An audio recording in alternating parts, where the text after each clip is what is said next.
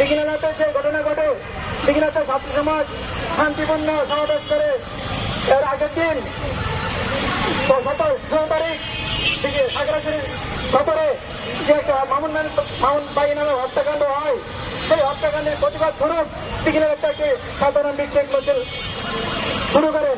সেই বিক্ষোভ মিছিল চলাকালীন সময়ে আমাদের অবস্থানরত পাহাড়ি ভাইরা, তাদেরকে আমরা ভাই বলে সম্বোধন করি, তারা আমরা শত্রু মনে করি না। কেন? যেহেতু আমরা তাদের সাথে একসাথে বসবাস করি। কিন্তু তারা আমাদের শত্রুকে মনোভাবপূর্ণ পোষণ করে আমাদের বাঙালিদেরকে একটি পাল্টানো করে আমাদের সেই শান্তিপূর্ণ মিছিলে অতর্কিত হামলা চালায়।